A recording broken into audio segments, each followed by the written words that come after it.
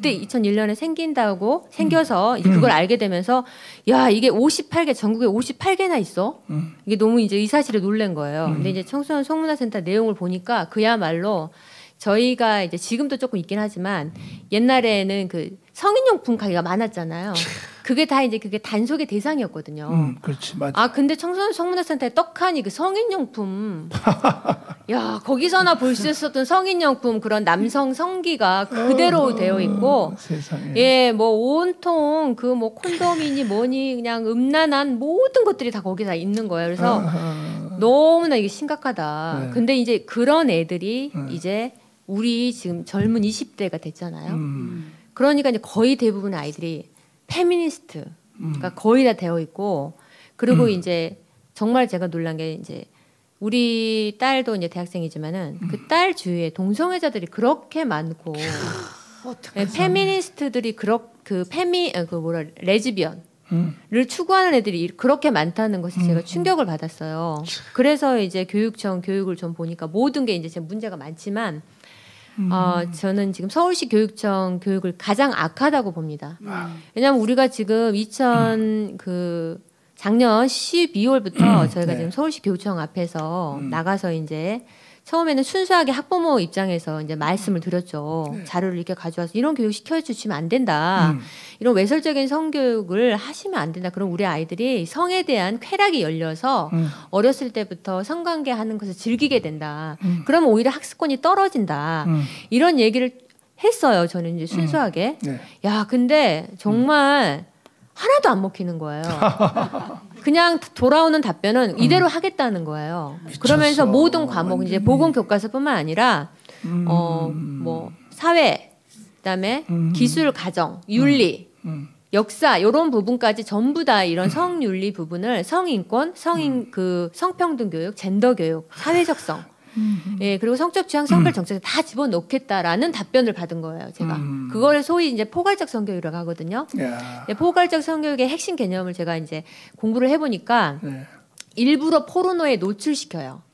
그 포괄적 성교육의 그 핵심 개념이 일부러 포르노에 노출시켜서 우리 아이들을 성적 쾌락을 열리게 합니다.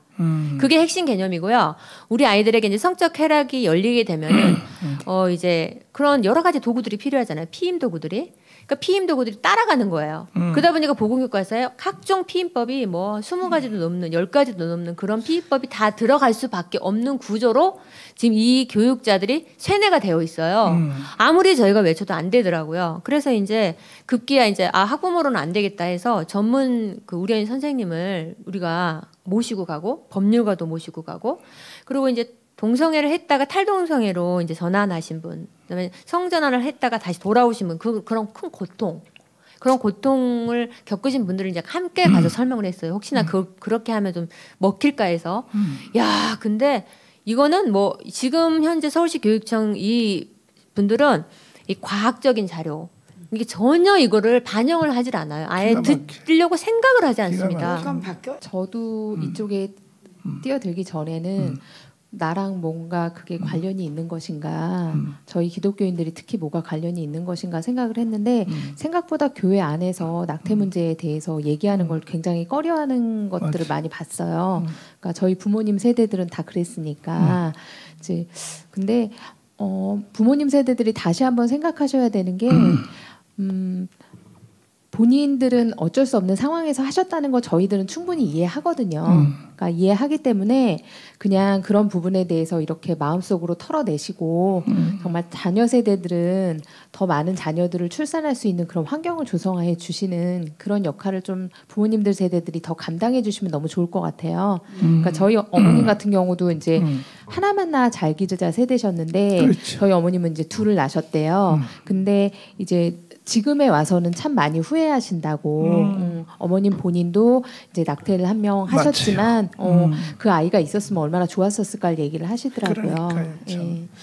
그러니까 OECD 국가 중에 우리가 뭐 인구 절벽 1위고 올해 드디어 전체 인구가 1년에 2만 명 줄었습니까? 드디어 인구가 줄어드는 이제 극단적인 상황이 일어났는데 그래서 애 안 낳고 그다음에 또 낙태 계속 생긴 애라도 또 낙태로 다 해버리면 그러면 결국은 뭐 인구가 줄어들면 애 낳기로 유명한 중국 놈들이 애 많이 낳아가지고 한반도에 쫙 한 명씩 밀어넣으면 이번에 뭐 저기 강원도에 뭐 중국 도시 만든다고 그러는데 그러면 결국은 이 나라는 중국 나라 되는 거 아닙니까? 결과적으로. 그렇잖아요. 네. 그러면 1년에 낙태하는 추정의 숫자가 총 얼마라고 생각해요? 몇 건이라고 생각해요? 낙태가 이루어지는 산부인과. 현실적으로 이렇게 낙태가 일단은 공식적으로 저희가 이제 합법적이 아니었었을 때였기 때문에 공식적인 그걸로는 확인을 할 수는 없어요. 그런데 이제 뭐 의사분들이 추정하기로는 공식적으로 나온 것보다 훨씬 뭐 몇 배 뭐 이렇게 되는 그런 숫자라고 얘기를 하시죠. 근데 이제 요새 보면은 그러니까 그래도 이제 낙태죄가 그동안에는 있었기 때문에 내가 낙태하는 게 죄라는 상황에서 얘기를 못하는 사람들이 되게 많았었는데 이제는 이제 낙태 입법 공백 상태니까 앞으로는 더 그리고 또 이제 미프진 같은 경우 수입도 얘기가 제약회사 이제 들어온 제약회사가 있더라고요. 그러니까 그런 것도 이제 시행이 되고 나면 아마 분명히 이제 정당하게 낙태를 하는 게 인정이 돼버리면 통계가 잡히겠죠.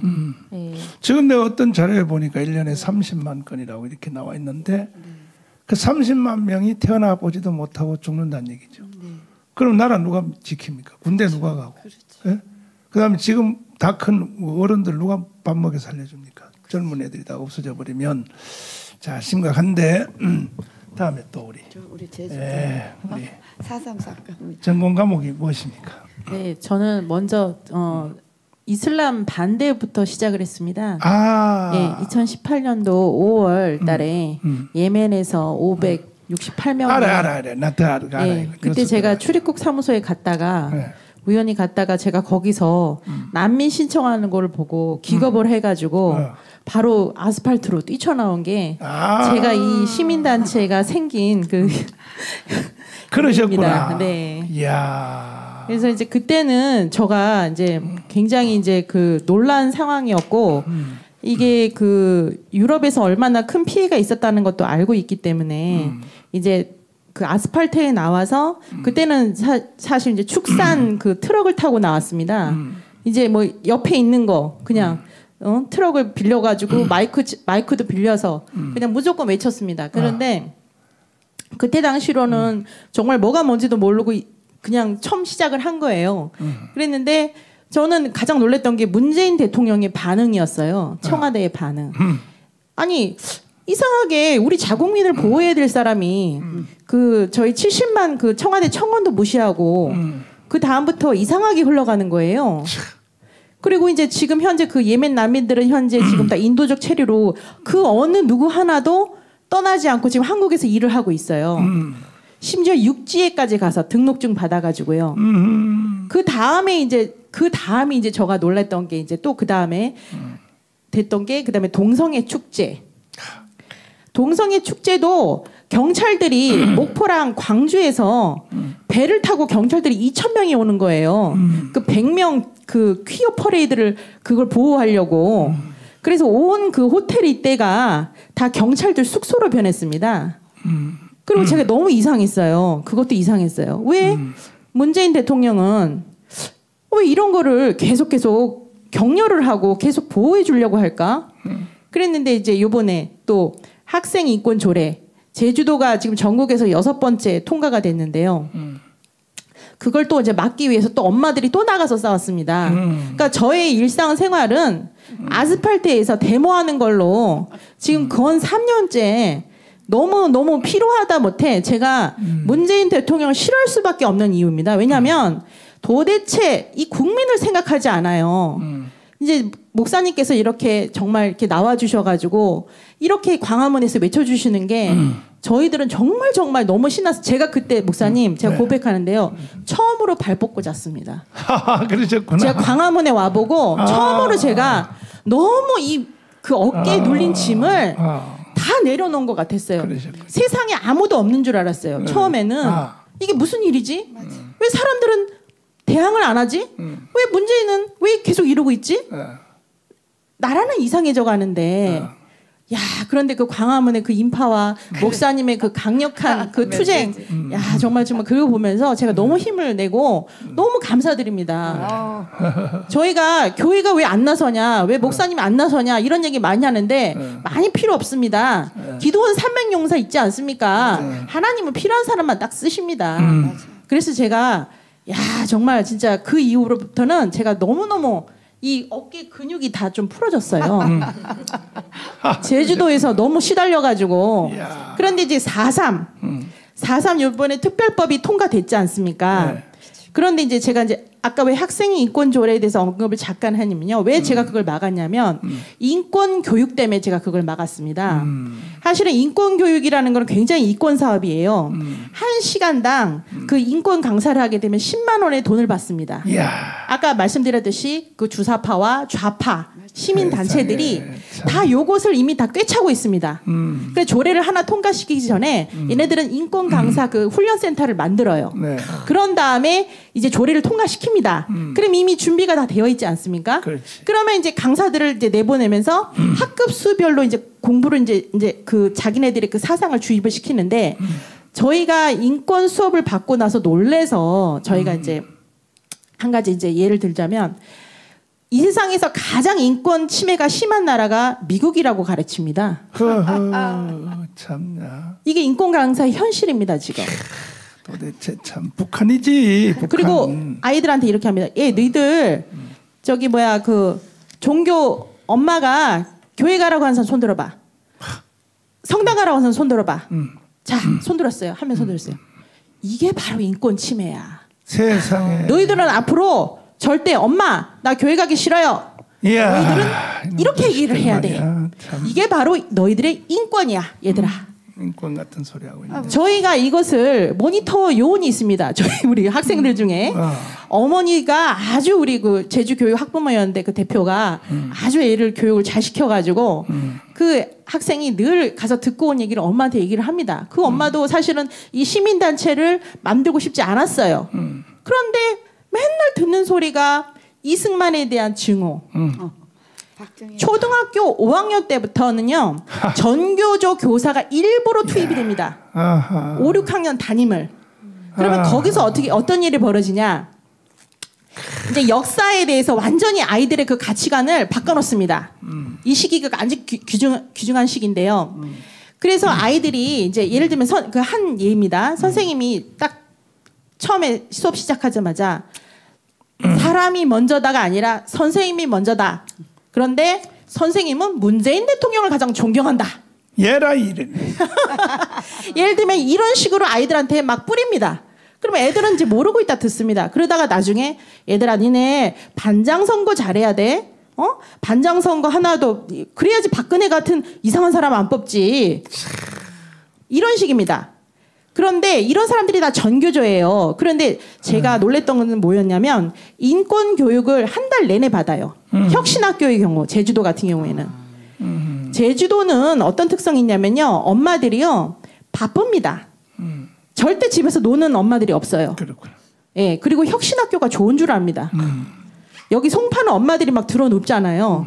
여기는 방과 후에 자기 대신 애들을 데리고 있어 줄 수 있으니까 너무너무 좋아해요. 그리고 이 보여주는 게 너무너무 많이 활동을 하는 것 같아 보이니까 고마워하는 거예요.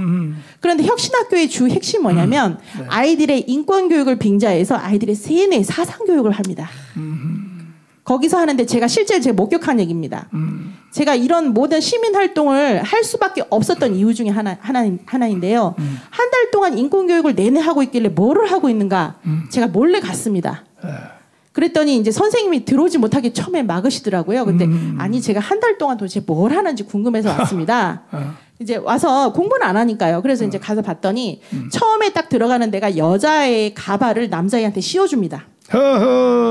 그래서 이 소수자에 대한 이해. 근데 말은 그렇게는 안 하지만 미쳤네. 여자가 되어보기. 그런데 아이들의 거기 피드백을 뭐라고 썼냐면 부끄럽다, 하기 싫다, 이런 거 왜 하는지 모르겠다. 이런 거 포스트잇 투성이에요. 세상. 그런데 그런 건 절대 얘기 안 합니다.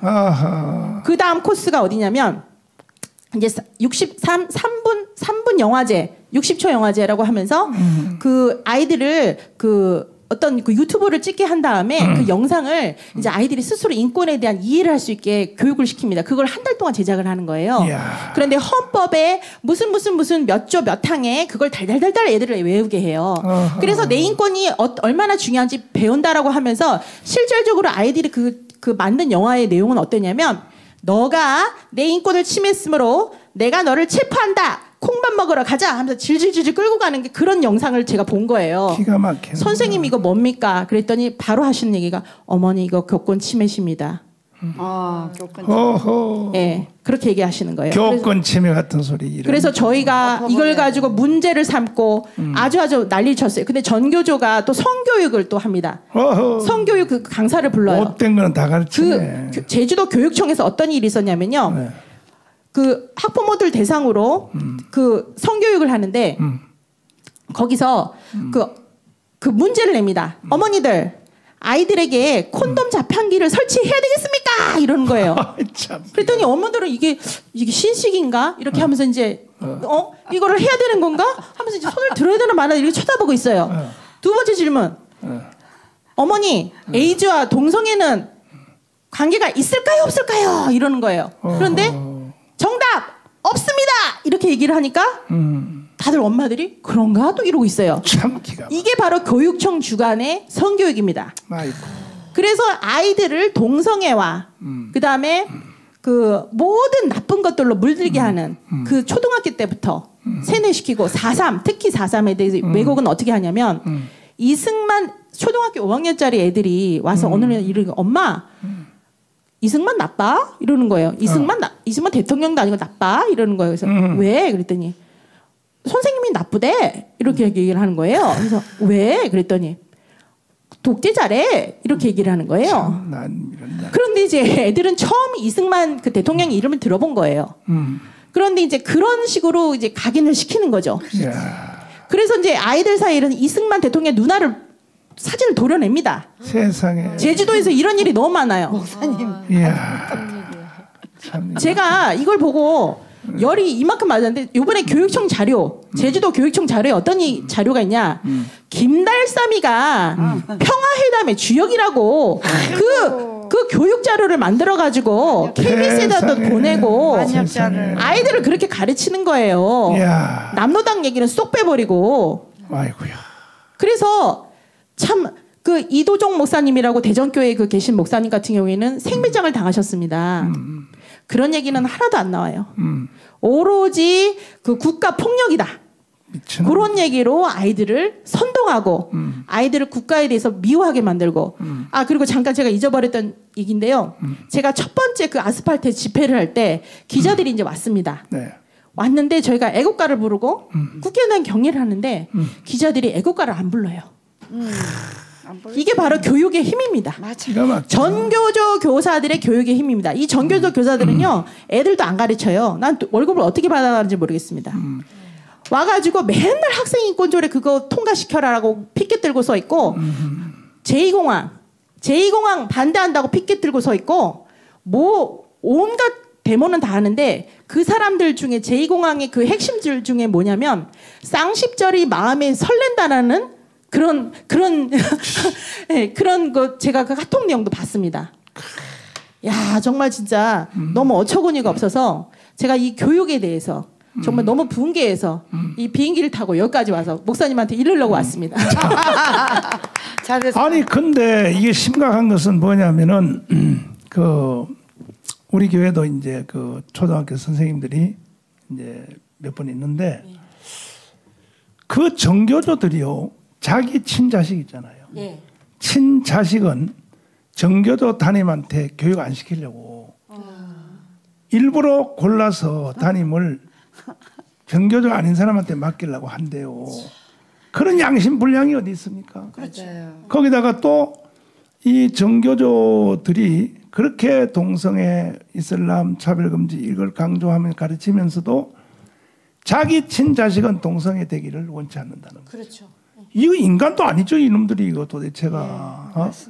그렇게 동성애가 좋으면은 너 자식부터 가르쳐야 될 거 아닙니까? 시범적으로. 맞습니다. 그렇잖아요. 네. 자, 그다음에 우리 대표님은 전문 네. 과목이 저는 뭐 시작한 지 얼마 안 돼서 네. 우리 이해양 대표님께서 거의 설명을 너무 잘해주시고 저도 배웠습니다. 네, 저는 이제 출발하는 이제 그 시민 학부모 연합 단체이기 때문에 뭐 많은 것을 경험하지는 못했지만 정말 제가 느끼기로는 진짜 교육이 가장 맞죠. 지금 잘못됐다. 맞죠. 그리고 이게 1, 2년 된 게 아니고 그렇지. 이 성교육, 성윤리, 생명 부분이 네. 20년 넘게 이렇게 좀 지속돼 왔다는 것을 지금 가장 크게 느끼고 있어요. 왜냐하면은 제가 이제 작년에 차별금지법이 없었다면 제가 이런 것들을 전혀 알지를 못했을 거예요. 근데 제가 우연히 이제 차별금지법 집회를 갔다가 네. 여러 가지 성윤리 부분에서 잘못된 거, 이 차별금지법, 이 성적 장 성별 정책, 우리 하나님께서 정말 죄라고 말씀하신 이게 있네. 그런데 이제 청소년 성문화센터가 2001년에 그때 아하 시립 성문화센터가 그때 2001년에 생겨서 이제 그걸 알게 되면서 야 이게 58개 전국에 58개나 있어. 이게 너무 이제 이 사실에 놀란 거예요. 근데 이제 청소년 성문화센터 내용을 보니까 그야말로 저희가 이제 지금도 조금 있긴 하지만 옛날에는 그 성인용품 가게가 많았잖아요. 그게 다 이제 그게 단속의 대상이었거든요. 그렇지, 맞아. 근데 청소년 성문화센터에 떡하니 그 성인용품, 야 거기서나 볼 수 있었던 성인용품 그런 남성 성기가 그대로 되어 있고, 세상에. 예, 뭐 온통 그 뭐 콘돔이니 뭐니 그냥 음란한 모든 것들이 다 거기 다 있는 거예요. 그래서 너무나 이게 심각하다. 네. 근데 이제 그런 애들이 이제 우리 지금 젊은 20대가 됐잖아요. 그러니까 이제 거의 대부분의 아이들이 페미니스트가 거의 다 되어 있고, 그리고 이제 정말 제가 놀란 게 이제 우리 딸도 이제 대학생이지만은 그 딸 주위에 동성애자들이 그렇게 많고, 네, 페미니스트들이 레즈비언 를 추구하는 애들이 그렇게 많다는 것이 제가 충격을 받았어요. 그래서 이제 교육청 교육을 좀 보니까 모든 게 이제 지금 문제가 많지만 저는 지금 서울시 교육청 교육을 가장 악하다고 봅니다. 왜냐하면 우리가 지금 작년 12월부터 저희가 지금 서울시 교육청 앞에서 나가서 이제 처음에는 순수하게 학부모 입장에서 이제 말씀을 드렸죠. 자료를 이렇게 가져와서 이런 교육 시켜주시면 안 된다. 이런 외설적인 성교육을 하시면 안 된다. 그럼 우리 아이들이 성에 대한 쾌락이 열려서 어렸을 때부터 성관계 하는 것을 즐기게 된다. 그러면 오히려 학습권이 떨어진다. 이런 얘기를 했어요. 저는 이제 순수하게. 네. 야, 근데 정말 하나도 안 먹히는 거예요. 그냥 돌아오는 답변은 이대로 하겠다는 거예요. 그러면서 모든 과목 이제 보건 교과서뿐만 아니라 뭐 사회, 그다음에 기술, 가정, 윤리, 역사 이런 부분까지 전부 다 이런 성윤리 부분을 성인권, 성평등 교육, 젠더 교육, 사회적성, 예 그리고 성적 취향, 성별 정책에 다 집어넣겠다라는 답변을 받은 거예요. 제가 그걸 소위 이제 포괄적 성교육이라고 하거든요. 야. 예, 포괄적 성교육의 핵심 개념을 제가 이제 공부를 해보니까 네. 일부러 포르노에 노출시켜요. 그 포괄적 성교육의 그 핵심 개념이 일부러 포르노에 노출시켜서 우리 아이들을 성적 쾌락을 열리게 합니다. 그게 핵심 개념이고요. 우리 아이들에게 이제 성적 쾌락이 열리게 되면은 이제 그런 여러 가지 도구들이 필요하잖아요. 피임 도구들이. 그러니까 피임 도구들이 따라가는 거예요. 그러다 보니까 보건교과서에 각종 피임법이 뭐 20가지도 넘는 10가지도 넘는 그런 피임법이 다 들어갈 수밖에 없는 구조로 지금 이 교육자들이 쇠뇌가 되어 있어요. 아무리 저희가 외쳐도 안 되더라고요. 그래서 이제 급기야 이제 학부모로는 안 되겠다 해서 전문 우리 어린 선생님을 우리가 모시고 가고 법률가도 모시고 가고 그리고 이제 동성애를 했다가 탈동성애로 이제 전환하신 분, 그다음에 성전환을 했다가 다시 돌아오신 분, 그런 큰 고통, 그런 고통을 겪으신 분들을 이제 함께 가서 설명을 했어요. 혹시나 그렇게 하면 좀 먹힐까 해서.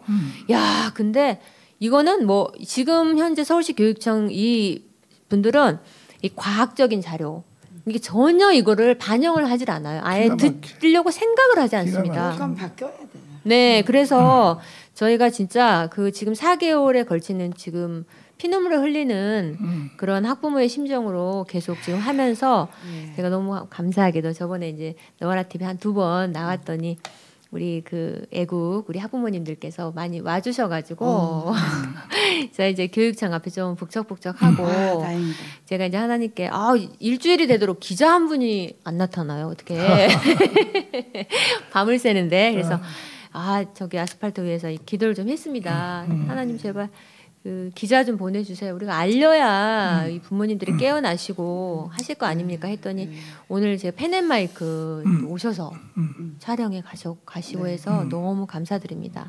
예, 할 말이 너무 많아요 지금. 네, 뭐 2012년에 제정된 학생인권 조례 이거 보면요 막 몸에 이양 대표님도 아시겠지만 몸에 치를 떨 수밖에 없어요. 세상에. 예, 치가 떨려 치가.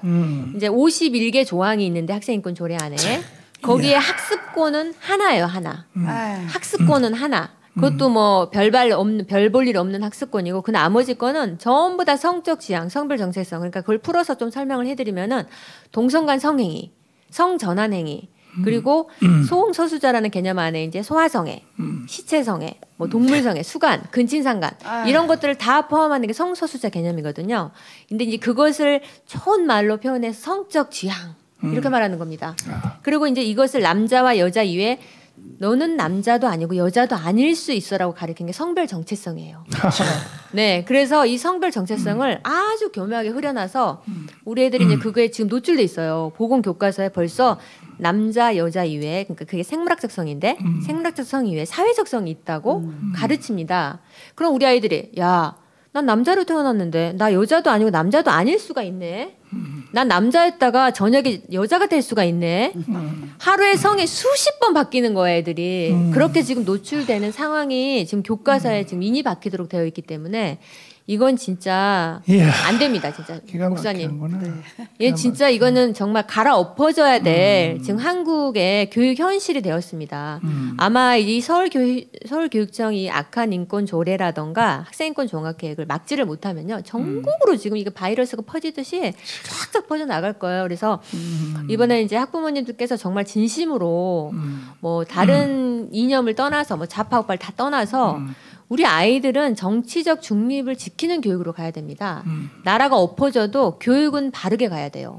저는 그렇게 생각해요. 올바른 뭐 누가 되든 이 교육은 딱 중심을 잡고 한 방향으로 가야 되거든요. 그래서 저는 진짜 이번 기회에 이제 정치적인 중립을 확고하게 다지는 그런 지도자가 좀 나오셔가지고 어떤 교육을 하더라도 이 정치적 바람을 타지 않도록 우리 교육이 정치바람을 타지 않도록 이런 교육을 확실하게 잡아놔야 된다고 생각하고요. 이 학생인권 조례뿐만 아니라 이 조례금지법이 지금 만들어져야 돼요. 너무나 이 남발된 조례, 학생인권 조례가 지금 2012년에 만들어졌는데 제가 또 경악하고 놀란 거는 작년에 우리들이 그렇게 이제 알 듯 모를 듯 이제 그렇게 미혹된 상태가 있을 때 2012년 3월이었죠. 그러니까 2012년 3월에 딱하니 그 성평등 활성화 조례라고 해서 떡하니 만들어 놓은 거예요. 2012년에 학생권 조례 만들어 놓고 계속적으로 악한 조례를 계속 만들어내는데 우리 학부모들은 그 말을 하지 않습니다. 자기네들끼리 쫙쫙쫙 만들어내고 그래서 이 조례법을 이거를 폐지를 하지 않으면은 계속적으로 이 악한 악순환이 계속될 겁니다. 그래서 이 성평등이라는 걸 조금 말씀드리면은 저번에도 계속 제가 강조하지만은 목사님 이 양성평등이 저희는 이제 성평등과 같은 개념인 줄 알았어요. 이 양자만 빼면은 야 성평등 그거 해야지 남자 여자 평등해야지 했는데 이게 영어로 딱 확인해 보니까 확연하게 다른 거예요. 양성이라는 것은 이제 우리가 뭐 조금 섹스라는 말이 원래 영어로 남녀라는 그 단어예요. 그다음 양성평등은 섹스 이퀄러티예요. 남자 여자가 동등하게 차별 없이 잘 살자라는 양성평등주의인데 요걸 양자를 싹 빼고 성평등을 딱 하면서 이걸 젠더라는 단어로 싹 바꿨어요. 젠더 이퀄리티. 그럼 아까 말씀드린 대로 젠더라는 게 뭐냐면 이게 그 남자와 여자 이외에 사회적성이라는 게 교묘하게 들어가 버리는 거예요. 이 젠더라는 단어에. 그러다 보니까 이제 우리 학교 교육에 너는 남자도 아니고 여자도 아닐 수 있어. 너는 아침엔 남자였다가 점심 땐 여자고 저녁엔 남자고. 그러니까 아침에 바지 입었다, 점심 때 치마 입었다, 저녁에 바지 입었다. 이렇게 성별 정책 완전히 그 헷갈리게 하는 그런 지금 그 단어, 문구, 표현 이런 게 들어가 있는다는 게 정말 심각한 문제고요. 또 하나 제가 또 심각하게 보는 거는 성인지 감수성이라는 단어예요. 이 성인지 감수성이라는 이 감수성이라는 단어 굉장히 듣기 좋잖아요. 야, 너 감수성 풍부한 사람. 옛날엔 굉장히 좋은 단어로 썼어요. 그게. 나는 감수성이 풍부해서 목사님 뭐 시 좋아하세요? 나 시도 좀 시도 많이 쓰고 싶었었거든요. 감수성 단어가 좋은 단어인데 여기다 딱 성인지를 집어넣은 거예요. 그러면서 사람들이 야 감수성 하니까 좋으니까 성인지 그거 남녀 평등이니까 좋잖아. 그거 해야지라고 하는데 그게 원래 안에는 무슨 의미가 들어있냐면 그 양성 결혼, 남녀 간 결혼하는 제도가 정상 제도지 않습니까? 그렇지. 이게 생명으로 하나님께서 딱 짝지어 주신 그 제도잖아요. 그렇지. 그런데 남녀 결혼 이외에 동성 결혼도 이거를 이해해야 네가 성인지 감수성이 높아지는 거야. 이렇게 지금 되는 거예요, 방향이. 미친놈들이야. 네. 너 이거 동성 결혼 이거 이해하지 않으면 이거 인권 침해고 평등권 침해고 너 성인지 감수성이 떨어지는 거야. 이렇게 지금 하게 되고 또 아까 말씀드린 대로 남자와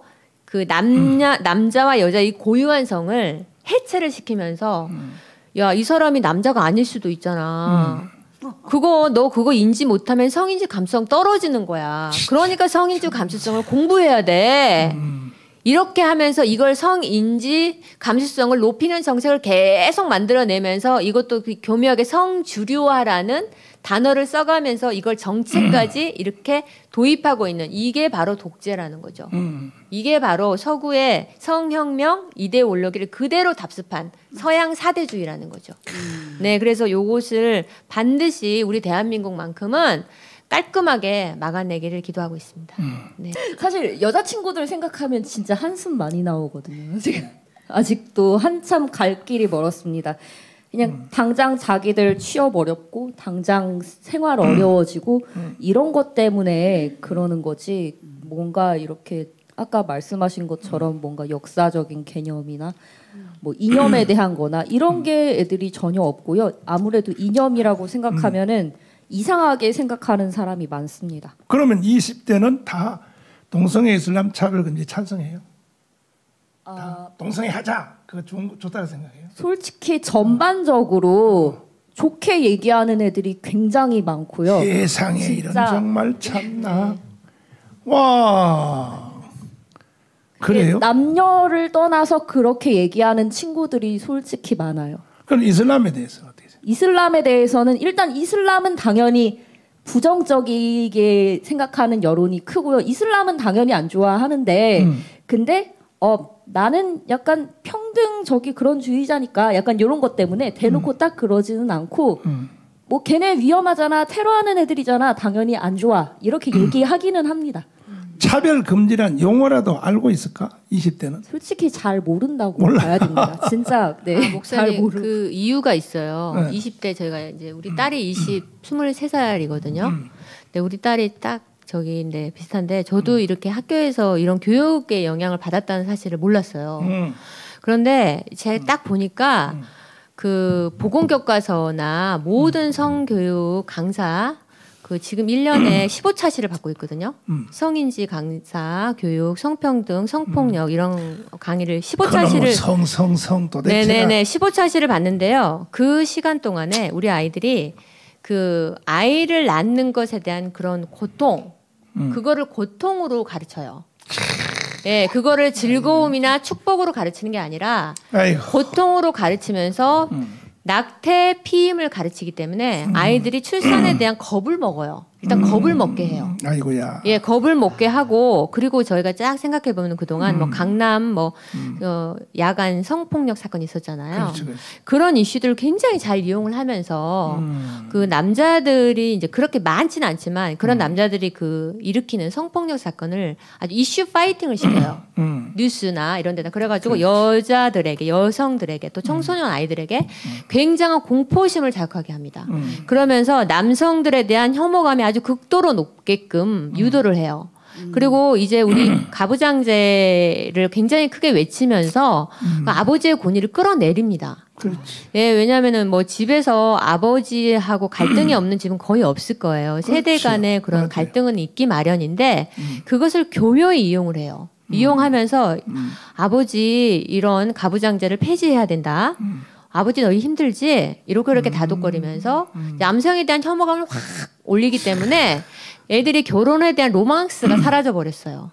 그렇다 보니까 결혼도 거부하게 되고 또 남자애들 같은 경우에 너무 이제 극진적인 페미니즘으로 계속 주입을 받기 때문에 남자애들도 여성들을 대하기가 힘든 거예요. 좀 친하게 좀 하려고 하면 뭐 성추행이다, 성폭력이다 이렇게만 맞아요. 하기 때문에 맞아요. 남자들도 여자한테 꺼리게 되고 그런 부추김 때문에 여성들이 나도 모르게 잠재의식 속에 그런 것들이 맞죠? 아니 친구들이 오늘도 오면서 제 친구가 그러는데 여자들 페미들 때문에 무서워서 밖에 못 나가겠대요. 뭐 하면은 이렇게 걸고 넘어지고 이러는 게 되게 심하고 진짜 피해 의식을 정말 극대화시켜서 그거로 이제 남녀 갈등 굉장히 부추겼잖아요 이번 정부가. 네, 그런 게 진짜 심하고 또 제가 좀 걱정인 게 이번에 오세훈 시장이 당선은 됐지만 그 시의회 110석 중에 102석이 민주당이잖아요. 맞아요. 근데 이거를 이제 좀 견제를 하자, 어떻게 하자라는 식으로 단체 메일을 이렇게 보냈던 게 기사화가 됐었는데 근데 또 이게 큰일인 게 이번에 서울시 정책을 그걸 결정할 1000명의 서울 시민을 모집 중이라고 인터넷 그 게시판에 올라왔더라고요. 걔네 홈페이지에. 근데 이제 그 1000명의 시민을 모집을 해서 거기에 뭐 페미 단체나 이런 사람들이 들어가서 더 국민의 이름으로라면서 또 푸시를 하려고 오세훈 시장을 방해를 하려고 그런 걸 모집 중이더라고요. 오늘까지입니다, 여러분. 참. 서울 시민분들 그 좀 정상적인 시민분들이 좀 신청해 주시면 좋겠어요. 이게 보통 한국이 이슬람 국가가 되면은 원래는 이슬람하고 동성애주의자들하고는 사실 반대 아닙니까 원래가? 네, 반대죠. 그런데 어떻게 또 한국 와서는 그것들이 세트로 움직인단 말이에요. 또 맞아요. 참 또 웃기는 놈들이야. 그거 보면은. 짜고 그게 공산주의. 예, 그 절대 우리나라가 이슬람 국가 돼서도 안 되고 또 동성애 국가 돼서도 안 되는데 유럽 보면 알잖아요. 유럽 그죠? 지금 유럽이 다 망했죠 사실은. 다 망했죠. 이슬람 애들이 들어와서 음. 너무나 많이 이제 차지하고 있고 영국 같은 경우에는 사실 차별금지법이 통과될 때 연합을 한 세력이 이슬람하고 동성애입니다. 그 애들이 연합을 했기 때문에 기독교가 거기 지금 2%도 안 되지 않습니까? 그러니까 얘네들은요 어떤 한 큰 목표를 위해서 둘이 아주 극과 극인 것도 연합을 해서 무너뜨리려고 하고 있습니다. 그리고 유럽 같은 경우에서 그렇게 성폭행, 성추행, 그 다음에 뭐 그 참수당하고 그런 일이 이렇게도 많은데도 불구하고 한국에서는 이것을 지금 그 인권 또 그놈의 인권 해가지고 계속 받아들이려고 하고 있고 그리고 이슬람 사원도 지금 대구에 지금 설립하려고 하고 있습니다. 제가 여기에 대해서 한 가지 말씀드릴 게 있는데요. 이슬람은 교회를 못 세우게 하지 않습니까? 자기네 나라에서. 그렇죠. 우리도 상호주의해서 너희 나라에서 교회 세우면 우리나라도 대구에 세워주겠다라고 우리도 그렇게 해야 됩니다. 맞아. 우리도 그런 조례 만들어야 됩니다. 그렇지. 그런 조례는 안 만들고 이상한 조례만 만들어가지고 지금 다 받아들여가지고 걔네들한테 지금 난민 그 받아들여가지고 저희들 얼마나 세금 혈세 많이 나가지 않았습니까? 그때 생기비 43만 2,900원 저희 지금 기초수급보다 더 많이 주면서 정말 그때 많이 붕괴를 했었습니다. 예. 그러니까 이게 이제 쟤들은 이슬람 국가로 가기 위해서 국가에서 이슬람 선교사를 그러지 그 사람들도 파송할 때에 거기 보니까 정책이 뭐 별게 다 있더라고요. 결혼 정책, 이민 정책 있는데 일단은 한국 같은 이 비이슬람 국가에 가서 일단은 처녀들을 꼬셔서 결혼부터 해라. 이게 공식적인 선교 정책이야 내가 보니까 그 말도 안 되는. 그래가지고 대학에 이제 등록해가지고 어려운 여학생들 그 돈 좀 주고 그래가지고 우리 같이 살자 해서 일단 첫 애를 낳으면은 일단 자기 나라에 한번 가보자 해서 이제 데려간대요. 근데 한국으로 이제 처음에 이제 그 이슬람 이민 선교로 오는 사람들한테 국가가 마누라가 2명, 3명 있는데도 총각 증명서를 떼어준대요. 왜냐하면 그 꿀 안에 알라를 위해서는 거짓말을 해도 된다 이렇게 네. 있어가지고 그래가지고 그걸 가지고 와서 나는 총각이라고 하니까 한국 처녀들이 그냥 다 넘어가가지고 애를 가지고 애를 뵈서 그다음 애를 낳아서 자기 이제 남편 나라에 이제 간단 말이에요. 가서 이제 보니까 세상에 첫째 부인, 둘째 부인이 인사로 나온단 말이야. 그 이게 뭐냐?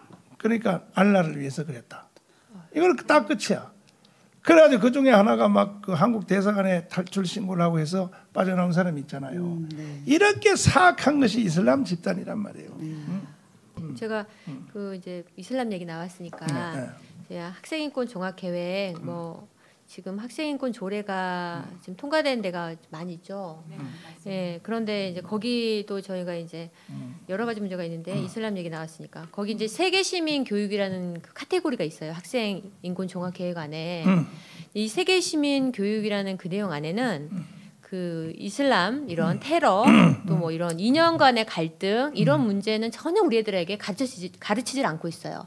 제가 이제 보건 교과서라든가 사회 윤리를 다 한번 교과서를 봤는데 그 이슬람을 좋은 나라, 예, 좋은 나라, 여자들이 살기 좋은 나라, 뭐 이렇게 그런 오해할 수 있을 만한 그런 내용으로 그러면서 이슬람은 다처제가 가능하다, 뭐 이런 식으로 하면서 정상인 것처럼 이제 그렇게 하는 거예요. 예, 그러면서 그래서 이제 우리가 이 무방비적 세계 시민 교육을 우리 아이들에게 하지 마라. 이렇게 하면은 우리 아이들도 나중에 자라서 아이들이 그 위험성을 전혀 알지를 못하게 됩니다. 그러면은 이제 쭉 청소년기가 되게 되면은 정교조 선생님이라든가 누가 야, 외국인 무조건 받아들여서 우리 그래서 그 지구촌이라는 그런 단어를 굉장히 많이 써요. 지구촌은 한 가족 이러면서 네 이런 얘기를 계속 지금 주입을 하고 있기 때문에 우리 애들이 정말 큰 걱정이에요. 그래서 학부모님들께서 이제는 하나하나 요소를 공부를 하셔서 전문가가 되셔야 되지 않나 싶어요. 아까 이제 성교육 문제도 마찬가지로 더 한번 짚어보면은 우리가 이제 가장 지금 신문에도 났고 잘 모르시는 것들이 우리 안에도 모르시는 것들이 콘돔 교육을 하면서 콘돔 씌우기를 한단 말이에요. 바나나에 콘돔을 씌우고 청소년 선문화센터에 가면 정말 실지 그 모형과 크기에 거기에다 이렇게 씌우는 연습을 하는데 이게 무슨 대수야 필요하잖아 이렇게 생각하시는 분도 있어요. 물론 그분들 생각도 인정을 하고 존중을 합니다. 그런데 우리가 한 번 더 건너가 생각할 필요가 있어요. 얘들한테 콘돔 씌우기를 이렇게 하면 애들이 엄청 싫어하죠. 수치스러워, 창피해, 이거 내 것도 아니고 이게 뭐 열 몇 살짜리한테 그걸 시키게 하니 그렇잖아요. 근데 아이들이 그걸 하고 나면은 야, 나 한 번 했어. 한 번은 힘들지만 두 번, 세 번은 쉬운 거예요. 그리고 이제 그 남자들의 성격이 익숙해졌잖아요. 그렇기 때문에 이제 그런 어떤 성적인 반응들이 더 빨라지게 됩니다. 그렇죠. 그래서 그것이 문제라고 우리는 알고 콘돔 교육에 찬성하는 분들에게 얘기를 해주셔야 돼요. 그거 처음은 애들이 알아도 될 문제처럼 보이지만 그거를 미리 열어주면은 그게 두 번, 세 번은 쉽게 생각하게 되고 성관계를 아주 쉽고 간편한 문제로 생각하게 된다. 이 성관계라는 게 생명까지 이어질 수 있는 그런 큰 문제인데 그런 문제를 아주 도외시하게 되고 콘돔과 그런 교육을 피임을 얘기함으로 인해서 이 성관계를 굉장히 그 가벼운 걸로 하나의 일종의 문화와 쾌락으로 느끼게 된다. 그렇게 하는 거 좋겠습니까, 여러분? 자녀 그렇게 되면 좋겠어요. 이렇게 되는 거예요. 그리고 그 요번에 그 서울시장 선거할 때요, 그 후보가 걸었던 현수막 중에 페미니즘 뭐 자기 대통령이 되겠다 했었던 분 공약 중에 하나가 그거였어요. 미푸진. 생리대와 미푸진을 무상 공급하겠다 그 얘기가 있었는데 사실은 미푸진이라는 게 아직 우리나라에 공식적으로 들어온 것도 아닐 뿐더러 암암리에 이제 불법으로 유통이 되고 있는 건데 그 미푸진의 부작용에 대해서 너무 많이 가려져 있거든요. 그러니까 자녀를 키우시는 분들에 한해서 정말 그 미푸진에 대해서도 굉장히 많이 좀 찾아보시고 근데 또 좋다고 얘기한 사람들도 있어요. 근데 반대로 나쁘다고 얘기한 그런 것들도 많으니까 찾아보시고 자녀를 위해서 미푸진이 정말 필요한 것인가. 그리고 저렇게 성에 대해서 문란하게 가르치기 시작하면 아이들이 성에 대해서 무덤덤해지기 때문에 그걸 접하는 시기가 점점 줄어들 수 있거든요. 그러니까 그렇게 성을 접했을 때 그럼 학생이 만약에 임신을 하게 되면 그거에 대해서 낙태가 동반될 수밖에 없는 것들이 있잖아요. 그러니까 그런 낙태로 인해서 정말 반복되는 성관계, 반복되는 낙태로 인해서 불임 여성이 될 수 있다는 부분에 대해서도 부모님들이 자녀를 키우는 입장에서 잘 생각을 좀 해봐야 될 것 같고요. 그리고 사유리 씨가 공식적으로 TV 매체에 나와서 그런 얘기를 했어요. 낙태 수술하는 게 여자의 권리라고 생각을 한다. 그리고 아이를 낳는 권리도 여자의 권리라고 생각을 한다. 그렇게 얘기를 했어요. 제생산권이라고. 예, 그렇게 얘기를 했거든요. 근데 페미니즘을 주창하는 여자들이 얘기하는 게 그거거든요. 내 마음대로 하겠다는 거. 여기에는 남성도 없고 아이에 대한 인권도 없어요. 오로지 자기 이기주의거든요. 그러니까 부모님들이 그 부분에 대해서 저렇게 포괄적인 성교육을 하고 학생인권 조례 같은 그런 거를 시행하고 있는 그런 공교육에다가 무방비 상태로 아이들을 나누면 아이들이 나중에 어떻게 될지에 대해서 뒤에까지도 한번 진지하게 고민을 해봐야 될 것 같아요. 네. 네. 현재 지금 대한민국에서 현재까지 20년 동안 이루어졌던 모든 성교육이 포괄적 성교육의 개념을 핵심 개념을 갖다가 응용한 것들이기 때문에 지금 현재 양성평등진흥원이나 여가부나 교육청에서 진행하는 모든 성교육 강사들이 이러한 그 콘돔 위주 이런 그 자위 예찬 이런 교육을 하기 때문에 우리 엄마들이 크리스찬 엄마들도 이런 분들이 있어. 아이들 너무 이제 뭐 그 인터넷도 뭐 굉장히 외설도 있고 미디어도 이렇게 열려 있는데 우리 아들 미리 가르쳐서 보호해 줘야 되지 않냐라고 하시는 분들이 많아서 일부러 시키려고 하는데 성강사 선택을 잘못하시면 일부러 해주면서 애들한테 이제 이렇게 알려줘 버리는. 잘못된 성교육이 돼버리는 그런 일이 돼버리거든요. 기가 막혀. 그래서 네네. 우리 여성들이 전부 다 얘기를 들어보면 이거는 솔직히 성교육 자체는 공산주의자들이 한 국가를 망하게 하기 위해서 하는 방법이라고 저는 생각을 하고요. 지금 대한민국은 역사적으로 이렇게까지 성교육이 남발한 적은 거의 없는 것 같아요. 인류 역사에 없죠. 네, 그런데 지금 우리나라가 현실적으로 위기가 이제 경제력으로는 저 북한이나 중국이 우리나라가 아무리 작지만 따라올 수가 없죠. 기술면이라든가 이런 게. 그러다 보니까 이 국가를 대한민국을 어떤 방법으로든지 이 나라를 망쳐야만이 자신들이 원하는 공산주의자로 이끌어갈 수 있다 이렇게 생각을 하고 솔직히 말해서 총칼 없는 성전쟁으로 대한민국을 망가뜨리려고 이 주사파 거구들이 이 운동을 하는 것 같아요. 그래서 저는 어차피 저도 이제 나이가 있지만 우리나라의 미래를 위해서 우리 여성들이 이제 철저하게 힘을 모아서 교육, 성교육 또 여러 가지 문제를 가지고 철저하게 한번 우리가 힘을 모아서 반격을 하면서 미래 대안을 만들어서 싸워야 되겠다. 이런 생각을 가지게 됩니다. 자, 이제 마지막으로 대안책에 대해서 네. 이제 한두 가지 주제가 아닙니다. 네. 대한민국에 지금 일어나고 있는 현상에 대해서 네. 뭐 시민단체가 내가 한 자리에 다 모아봤더니 우파 시민단체만 네, 이것도 내가 최초로 한 모았는데 1460개 단체였습니다. 네. 그 당시에 모였는데 그 단체별로 다 자기들의 특정한 이슈가 있어요. 우리는 이것 때문에 뭐 교통질서 지키기 뭐 등등 이제 다 있는데 그런데 그것을 각자 단체별로 아무리 활동해도 네. 안 돼요. 안 돼요. 오히려 뭐 동성애 교육을 뭐 만약에 우파 시민단체가 뭐 1시간 했다 그러면 벌써 더 뛰어나가 버렸는데 벌써. 네. 이렇게 안 되니까 제가 선포하기를 그 중에서도 가장 심각한 것은 대한민국의 주사파 국가 해체 북한 편입인데 그래서 8.15 대회를 저희들이 선포를 했습니다. 8.15 대회. 네, 알고 있습니다. 이번에 이루어지는 8월 15일 이 국민혁명은 한두 가지 주제를 해결하자는 것이 아니라 또 이제는 정상적으로 해결할 그 선이 넘어버렸어요.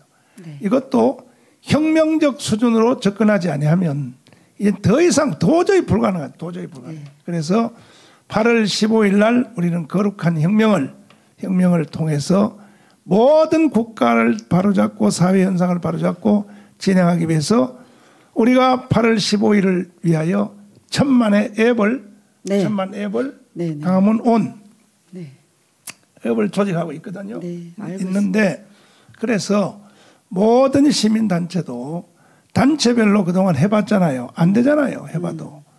여러분이 가지고 계시는 주제별로 다 해봐도 안 되잖아요.